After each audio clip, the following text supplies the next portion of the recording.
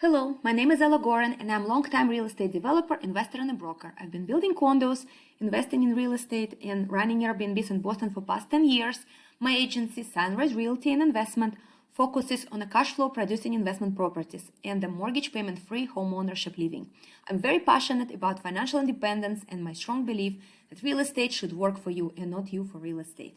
In this episode, we're gonna talk about very important question. Is it going to be real estate crash? So the following 3 slides are from a very informative presentation from Barry Habib. He's a great financial speaker. You can find his full presentation in my wall in Facebook. I really suggest to listen in details.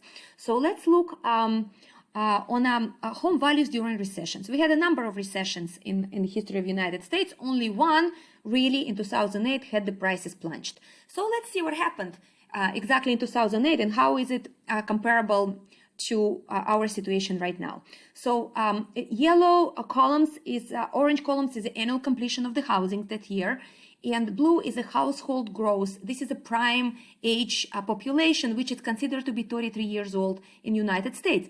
So we could see in 2006, 7, 8, and 9, the prime age population was much lower than the houses available for sale in that year.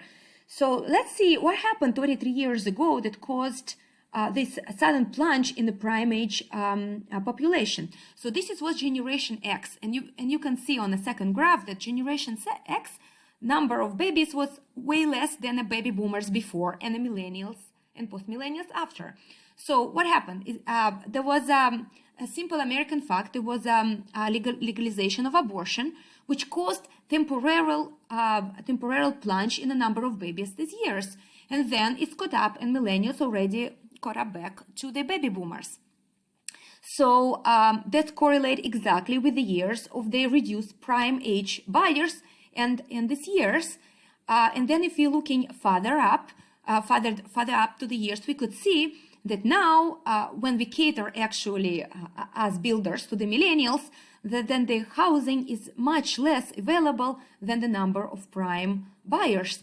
And so you could see that we are in no close situation to 2008. It's quite different.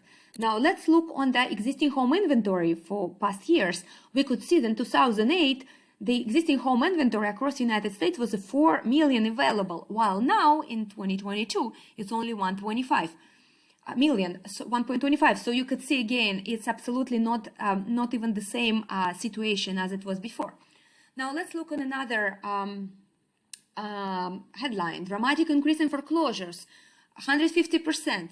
Well, we had a moratorium for foreclosures for past two years, so now we're catching up, and it's an aggregate amount of the 3 years. So if we break it up for the 3 years, it's really not more than the usual average from the years before. Now, we had a lot of inventory in the past fall, so let's look on a normal cycle of the inventory through the years. Everybody knows when you join the class in school in the middle of the year, it's hard to find friends and you may get bullied.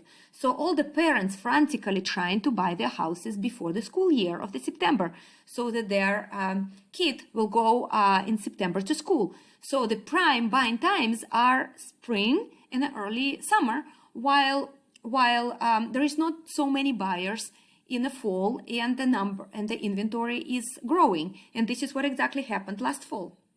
It's a quite normal cycle as previous years before. So let's look on the media. Media sells fear. That's what sells. And let's look on the headlines, because how do we know there will be crash? We know it from the media, right? So let's look on a previous headlines. October 2015, Housing Today, a bubble larger than 2006. What happened? Appreciation of that year, 5.1%. August 2016, we are in a new housing bubble. Sure, appreciation 5.4% this year. November 2017, home ownership doesn't build wealth, study finds. I wonder what study is this. Appreciation that year, 6.1%. September 2018, it's better to rent than to buy in today's housing market. I hope nobody listened to this advice, because appreciation was 4.1. That year, July 2019, the housing market is about to shift in a bad way for buyers. Really, appreciation 4%. December 2019, next year will be hard on housing market, especially in these big cities. Okay, appreciation 16%. July 2021, housing boom is over as the new home sales fall to pandemic low. All right, appreciation 18%. I heard from one of the developers who flew in the plane, and his neighbor asked him, "Oh, what you doing?" And he says, "I'm developer real estate." He says, "Oh, I'm sorry," like with the voice that somebody died. Well, that's the media. That's what media sells, but that's not the reality. And I, as developer, can attest to that. It sells just fine. So what's the big opportunity now? You could negotiate better price. We have a lot of inventory on the market. The rates are high. A lot of sellers are desperate. So you can negotiate that this time is transitory until rates are going down. It's a absolutely perfect time to buy and refinance after. So you can also, if you're homeowner looking for the housing, you can utilize seller rate buy down, which will give you lower rate, 2% lower rate. And then you can refinance in a year and get refund of the second year rate buy down. So now you can buy outstanding property with discounted rate.